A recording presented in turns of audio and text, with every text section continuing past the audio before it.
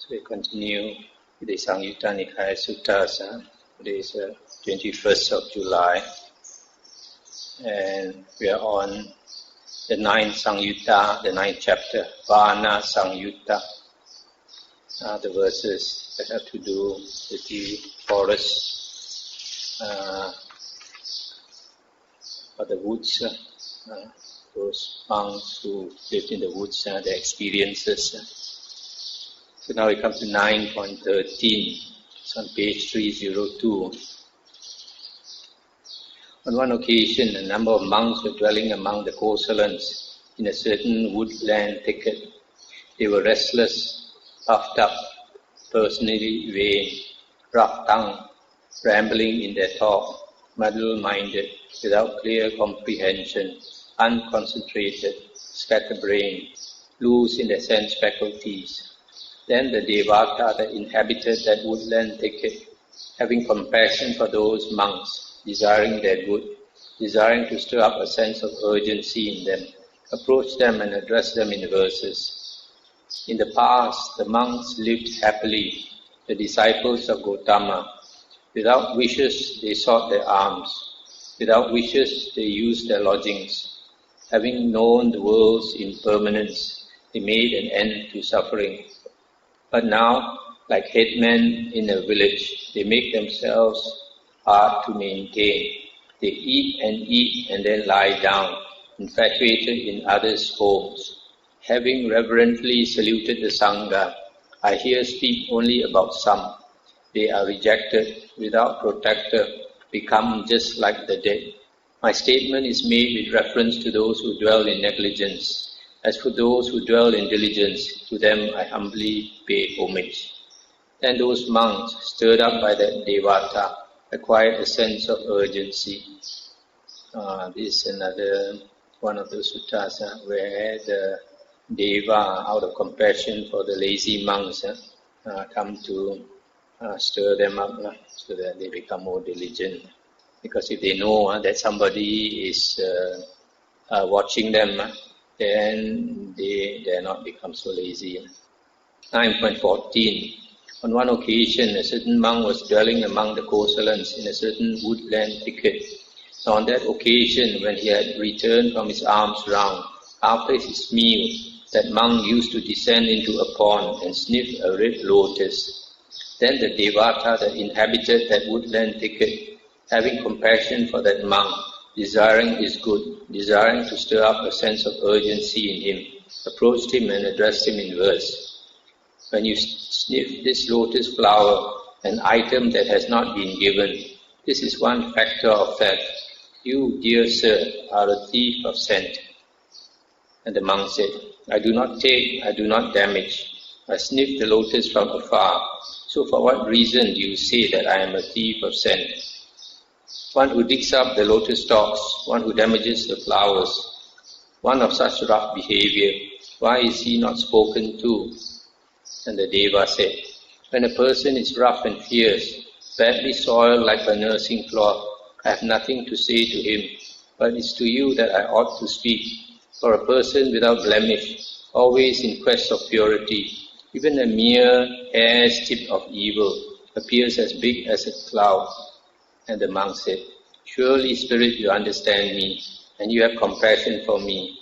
Please, Spirit, speak to me again whenever you see such a deed. And the Deva said, we don't live with your support, nor are we your hired servant. You, monk, to know for yourself the way to a good destination. Then that monk, stirred by that Devata, acquired a sense of urgency. That's the end of the sutta. You see, in our precepts, there is a precept that says what is not given to us, we should not take. So here, maybe that Deva could have been a ascetic or a monk before. He seems to know the precepts.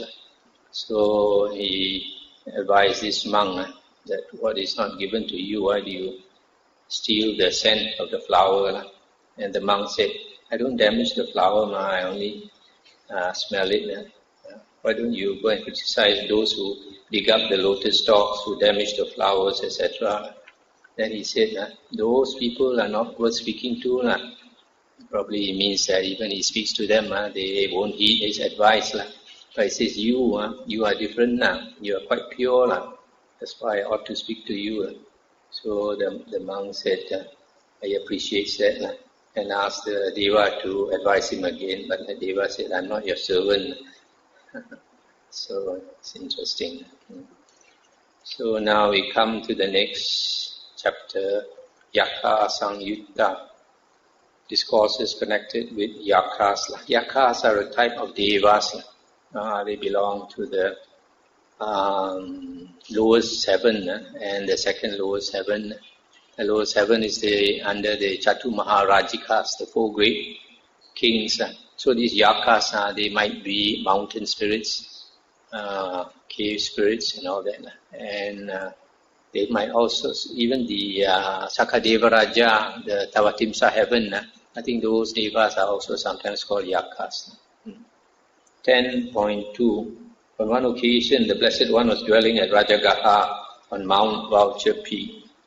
Then the Yakkha Sakanamaka approached the Blessed One and addressed him in verse.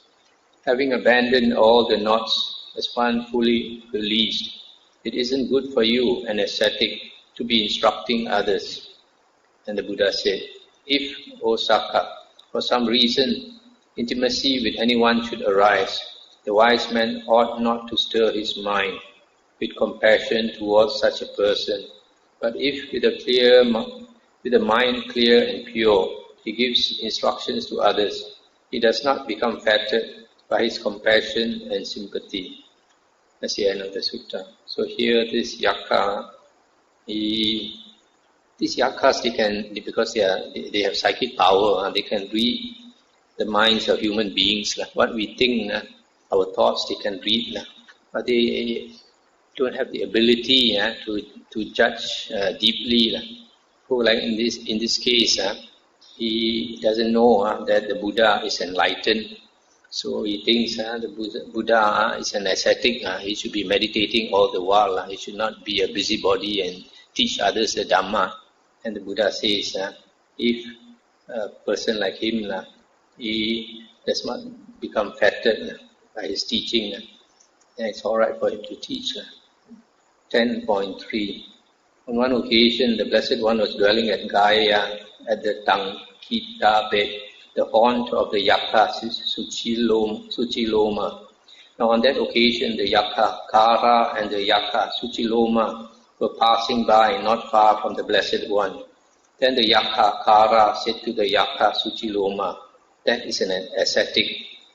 And the other replied, that is not an ascetic, that is a sham ascetic, a false ascetic. I'll soon find out whether he is an ascetic or a sham ascetic. Then the Yakkha Suchiloma approached the Blessed One and bent over the Blessed One. The Blessed One drew back. Then the Yakkha Suchiloma said to the Blessed One, are you afraid of me, ascetic? And the Buddha said, I'm not afraid of you, friend. It's just that your touch is evil. And the Yakkha said, I'll ask you a question, ascetic. If you won't answer me, I'll drive you insane, or I'll split your heart, or I'll grab you by the feet and hurl you across the Ganges. I'll stop here for a moment. Sometimes, like here, some of these devas, they threaten the Buddha or the Arahant monks. They say they can do three things. They can drive a human insane. Or here it says, I'll split your heart. But in other places they say, I can pull your heart out from your body. And the third one, I can grab you by the feet and throw you across the mountain, or here throw you across the Ganges river. And the Buddha said, I do not see anyone in this world, friend, with its devas, Mara and Brahma, in this generation with its ascetics and Brahmins, its devas and humans, who could drive me insane, or split my heart, or grab me by the feet and hurl me across the Ganges. But ask whatever you want, friend. And he asked, what is the source of lust and hatred? When spring discontent, delight and terror? That means, where does discontent, delight and terror arise from? Having arisen from what do the mind's thoughts toss one around as boys toss up a crow. And the Buddha said, lust and hatred have their source here. From this spring discontent, delight and terror. Having arisen from this, the mind's thoughts toss one around as boys toss up a crow. Sprung from affection, arisen from oneself, like the trunk-borne shoots of the banyan tree, manifold, clinging to sensual pleasures, like a maluva creeper stretched across the woods. Those who understand their source, they dispel it. Listen, O Yakkha. They cross this flood so hard to cross, and crossed before for no renewed existence. So that's the end of the sutta. This Yakkha is asking, where does lust and hatred come from? And discontent, delight and terror. So the Buddha said, it arises from oneself. That means from inside us. Inside us means inside our mind. So if we want to cut this lust and hatred, discontent and all that, we have to go back to the source inside us. We come to the next sutta, 10.5. On one occasion, the Blessed One was dwelling at Savatthi in Jeta's Grove, Anatta Pindika's park. Now on that occasion, a certain female lay follower had a son named Sanu, who had been possessed by a Yakkha. Then that female lay follower, lamenting on that occasion, recited these verses. To those who lead the holy life, who observe the Uposatha days, complete in 8 factors, on the 14th or 15th, and on the 8th of the fortnight, and during special periods, the Yakkhas do not spot around. So I have heard from the Arahants. But now today I see for myself the Yakkhas sporting with Sanu. Stop here for a moment. According to the commentary, this lady whose son is named Sanu, this Sanu was a Samanera. He had ordained with the intention of becoming a monk long term. But then there was discontent had arisen in his heart, and he was thinking of disrobing. So he came back to the house to see the mother and had this intention of telling the mother that she wanted to disrobe. And then this Yakkha who possessed him is supposed to be his mother from a previous life. So this Yakkha thought that Sanu, when Sanu wears the robe, she also gets the merit. But if Sanu disrobes, then it's also not good for her. So he wanted to discourage Sanu from disrobing, so he possessed Sanu, made him like crazy, like in a fit, foam coming out of the mouth and all that. So the present life mother was alarmed, and then the present life mother exclaimed, Yakkhas normally do not possess monks who keep the Uposatha days. But how is it today? She sees for herself this Yakkha playing around with Sanu. And the Yakkha replied, with those who lead the holy life, who observe the Uposatha days, complete in 8 factors. 8 factors are the 8 precepts. On the 14th or 15th and on the 8th of the fortnight. 8th of the fortnight is in the lunar calendar, is the 8th day and the 23rd day. And during special periods, the Yakkhas do not spot around. What you heard from the Arahants is good. When Sanu has awakened, tell him this injunction of the Yakkhas. Do not do an evil deed, either openly or in secret. If you should do an evil deed, or if you are doing one now, you won't be free from suffering, though you fly up and flee. And then the Yakkha left. And after the Yakkha left, Sanu woke up and she saw the mother crying. So he said, they weep, mother, for the dead, or for one living who isn't seen. When you see, mother, that I am alive, why, mother, do you weep for me? And Sanu's mother said, they weep, O son, for the dead, or for one living who isn't seen. But when one returns to the home life, after renouncing sensual pleasures, They weep for this one too, my son, although alive is really dead. Drawn out, my dear, from hot embers, you wish to plunge into hot embers. Drawn out, my dear, from an inferno, you wish to plunge into an inferno. Run forward, good luck be with you. To whom could we voice our grief? Being an item rescued from the fire, you wish to be burnt again. That's the end of the sutta. So the mother says that she weeps because Sanu has already renounced sensual pleasures, but now he wants to go back to the home life. So although alive, he's really dead. In the Dhamma, if a person does not cultivate the holy path, the spiritual path, then he's like a dead person, as good as a dead person if he does not progress. So that's why the mother said, even though alive, he's really dead. Then the mother says, he already come out from the hot embers, come out from the inferno, the fire, he wish to go back again. So the mother is advising him not to disrobe. So according to commentaries, after that they did not disrobe. So it's interesting here, sometimes not only monks, any person sometimes can be possessed for various reasons. 10.6. On one occasion, the Venerable Anuruddha was dwelling at Savatthi in Jeta's Grove, Anatta Pindika's park. Now on that occasion, the Venerable Anuruddha, having risen at the first flush of dawn, was reciting stanzas of Dhamma. Then the female Yakkha, Piyankara's mother, hushed her little child thus, "Do not make a sound, Piyankara. A monk recites Dhamma stanzas. Having understood a Dhamma stanza, we might practice for our welfare. Let us refrain from harming living beings. Let us not speak a deliberate lie.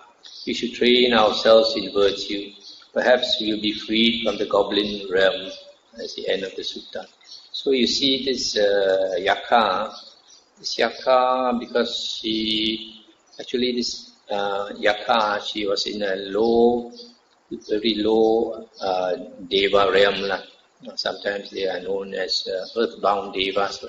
So they live around us. So sometimes like what we call Datokong, the earth spirit, mountain spirit. So when the Dhamma is recited or the Dhamma is taught, some of them are interested to hear. So like in this case, this Piyankara's mother, she asked her child to keep quiet, to listen to the Dhamma, so she knows about precepts and all that, not harming living beings, not to tell lies, etc. So that's why wherever monks or lay people practice the Dhamma well, and these devas are happy. They'll come and protect. The next sutta, 10.7. On one occasion, the Blessed One was dwelling at Savatthi in Jeta's Grove, Anatta Pindika's park. Now on that occasion, the Blessed One was instructing, exhorting, inspiring, and gladdening the monks with the Dhamma talk concerning Nibbana. And those monks were listening to the Dhamma with eager ears, attending to it as a matter of vital concern, applying their whole mind to it. Then the female Yakkha, Punabasu's mother, hushed her little children thus, "Be quiet, Uttarika, be quiet, Punabasu. I wish to listen to the Dhamma of the teacher, the Supreme Buddha. When the Blessed One speaks of Nibbana, released from all the knots, there has arisen within me a deep affection for this Dhamma. In the world, one's own son is dear. In the world, one's own husband is dear. But for me, the quest for this Dhamma has become even dearer than them.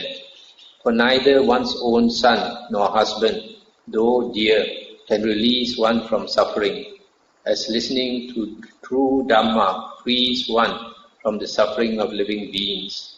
In this world steeped in suffering, fettered by aging and death, I wish to listen to the Dhamma that he, the Buddha, fully awakened to for freedom from aging and death. So be quiet, Punabasu. And the child Punabasu said, Mother dear, I am not talking. This Uttara is silent too. Pay attention only to the Dhamma. For listening to true Dhamma is pleasant. Because we have not known true Dhamma, we have been living miserably, Mother. He is the maker of light for bewildered devas and humans, enlightened, bearing his final body. The one with vision teaches the Dhamma. So here you see the son is also quite smart. And he says we have been living miserably because for the lower devas to find food also is not easy. So sometimes they have problem getting food, and sometimes they have to kill to get food. But in this case, like this Devi, she has been following the Dhamma, so she will keep the precepts. So the mother, Punabasu's mother, replied, it is good that my son has become so wise, he whom I bore and nursed at my breast. My son loves the pure Dhamma of the supremely enlightened one. Punabasu, be happy. Today I have emerged at last. Hear me too, O Uttara. The noble truths are seen.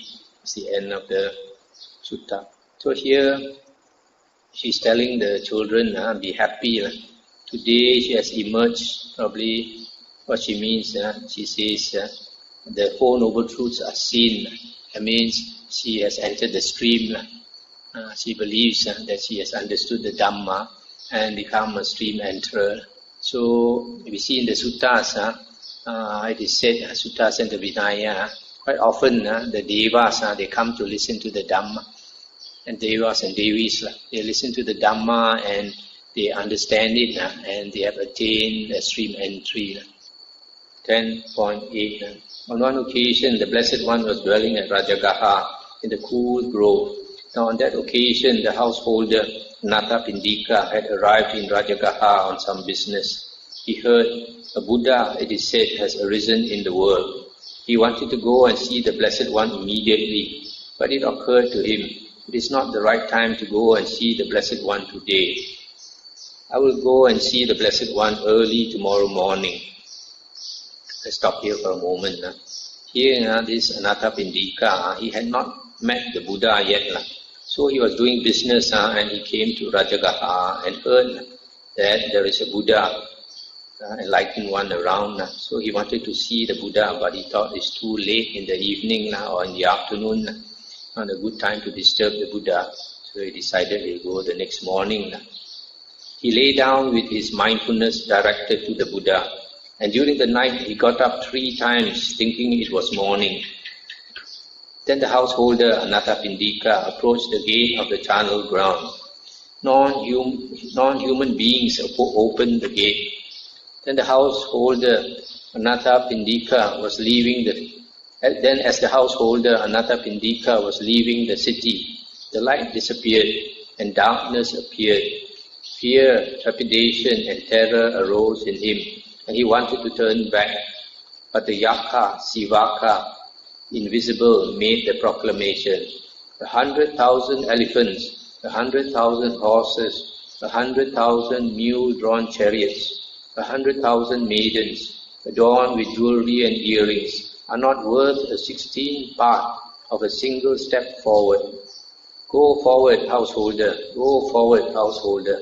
Going forward is better for you, not turning back again. I'll stop here for a moment. So here, this Anathapindika, his actual name was Sudatta, but after he became a Buddha, he was called Anathapindika. That was his nickname. He was one who gave alms to the orphans. So he was so eager to see the Buddha that in the night he got up 3 times, thinking that it was morning. So when he decided to go, it was still a bit dark. So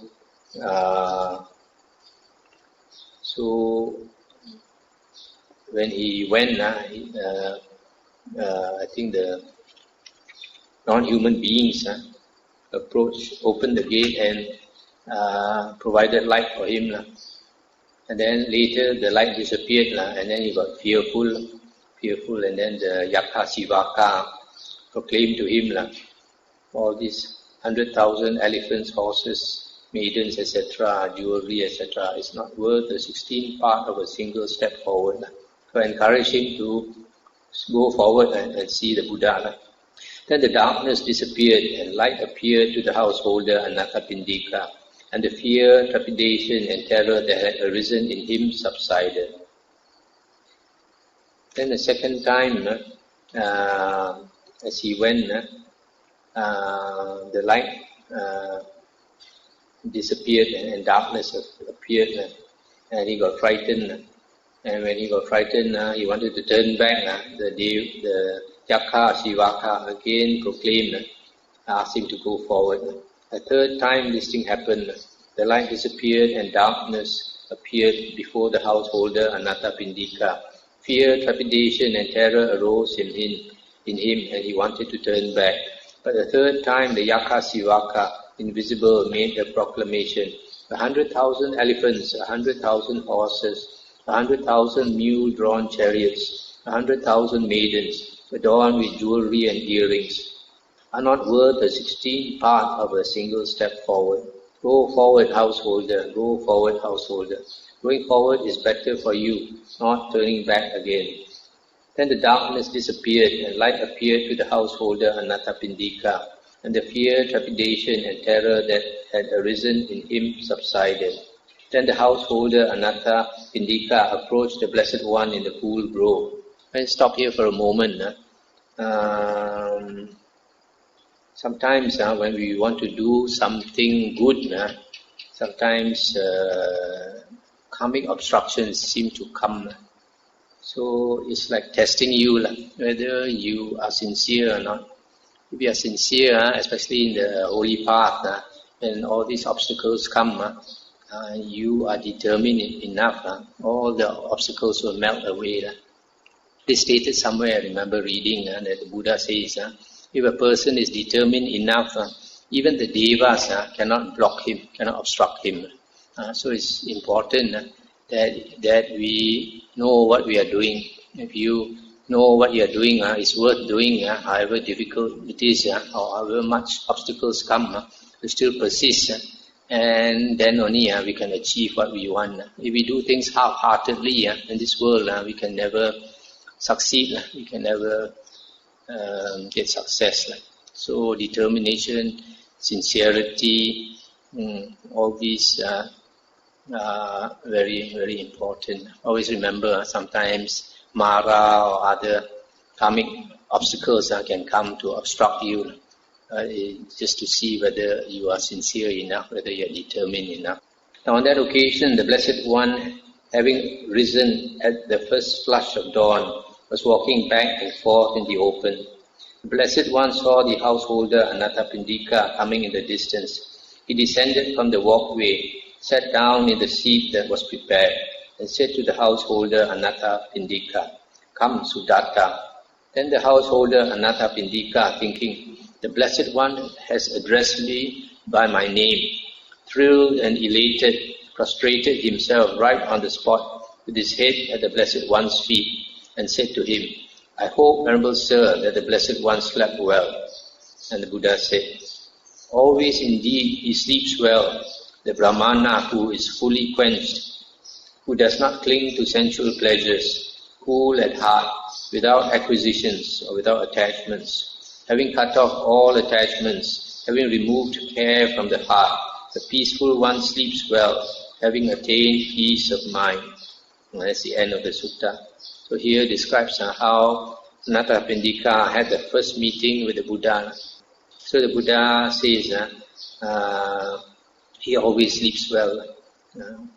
If we do not have remorse, if we keep our precepts well, and we do a lot of wholesome karma, good deeds to help other beings, then we have a lot of happiness in our heart, nothing to disturb us, and we always sleep well.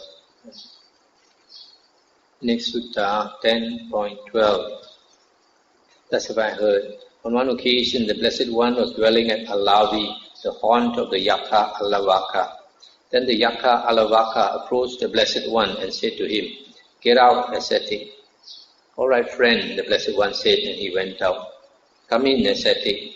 "All right, friend," the Blessed One said, and he went in. The second time, Alavaka, the Yakkha, asked the Blessed One to get out, and he went out. Second time, he asked him to come in, and he came in. Third time, the Yakkha Alavaka said to the Blessed One, "Get out, ascetic."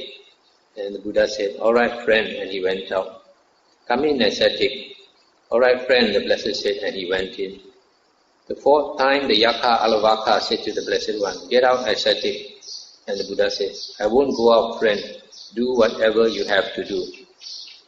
And Yakkha Alavaka said, "I'll ask you a question, ascetic. If you won't answer me, I'll drive you insane, or I'll split your heart, or I'll grab you by the feet and hurl you across the Ganges." Let's stop here for a moment. According to the commentaries, this Yakkha Alavaka, he resided in a cave. But on that particular occasion, he had gone away for some meeting, maybe with other devas. So the Buddha happened to come by there, and this Alavaka's wives, they probably recognized the Buddha as a holy man. So they invited the Buddha into that cave, the home of this Alavaka, and asked the Buddha to teach them the Dhamma. So the Buddha taught them the Dhamma. So Alavaka came back and he saw the Buddha with all his wives, and he was annoyed that the Buddha was talking to his wives, jealous. So that's why he asked the Buddha to get out, and the Buddha complied. He asked the Buddha to come in, the Buddha also complied. After 3 times, the Buddha refused to comply, and he threatened the Buddha. And the Buddha said, "I do not see anyone in this world, friend, with its devas, Mara and Brahma, in this generation with its ascetics and Brahmins, its devas and humans, who could drive me insane, or split my heart, or grab me by the feet and hurl me across the Ganges. But ask whatever you want, friend." And Alavaka asked, "What here is a man's best treasure? What practice well brings happiness? What is really the sweetest of taste? How lives the one who they say lives best?" And the Buddha said, "Faith is here a man's best treasure. Dhamma practiced well brings happiness. Truth is really the sweetest of taste. One living by wisdom, they say, lives best." I'll stop here for a moment. The first line that Buddha here says, "Faith is here a man's best treasure," probably refers to faith in the Buddha, Dhamma and Sangha. And Alavaka asked again, "How does one cross over the flood?" I mean, the flood, the sea of suffering. How does one cross the rugged sea? How does one overcome suffering? How is one purified? And the Buddha said, "By faith one crosses over the flood. By diligence the rugged sea. By energy one overcomes suffering. By wisdom one is purified." Again Alavaka asked, "How does one gain wisdom? How does one find wealth? How does one achieve acclaim? How bind friends to oneself? When passing from this world to the next, how does one not sorrow?" And the Buddha said, "Placing faith in the Dhamma of the Arahants for the attainment of Nibbana. From desire to learn, one gains wisdom. If one is diligent and astute, doing what is proper, dutiful, one with initiative finds wealth. By truthfulness, one wins acclaim. Giving, one binds friends. That is how one does not sorrow when passing from this world to the next. The faithful seeker of the household life, in whom dwell these 4 qualities, truth, Dhamma, steadfastness, generosity, does not sorrow when he passes on. Come now, ask others as well, the many ascetics and Brahmins, whether there is found here anything better than truth, self-control, generosity and patience." And Alavaka said, "Why now should I ask this question of the many ascetics and Brahmins? Today I have understood the good pertaining to the future life. Indeed, for my sake the Buddha came to reside at Alavi, Today I have understood where a gift bears great fruit. I myself will travel about from village to village, town to town, paying homage to the Enlightened One and to the excellence of the Dhamma. That's the end of the sutta. So here you see this Yakkha, Alavaka, he threatened the Buddha, threatened to kill the Buddha if the Buddha could not answer his questions. He had probably asked other ascetics and he did not get a satisfactory answer from them. So having come to the Buddha, all his questions were answered and he understood what the Buddha said. So he said, why should I ask other Brahmins? I have all the answers from you. So after that, he became a disciple of the Buddha and he went around praising the Buddha and also protecting the Buddha. Like in modern times, you have here Ajahn Mun of the Thai forest tradition. He also, according to the biography, he went to live in a certain cave, and this Yakkha came, and it seems this Yakkha had killed other monks who came to his cave. So he also threatened to kill this Ajahn Mun. But then he saw that Ajahn Mun was different. Ajahn Mun emitted light from the head. So after talking to Ajahn Mun, he also became a disciple.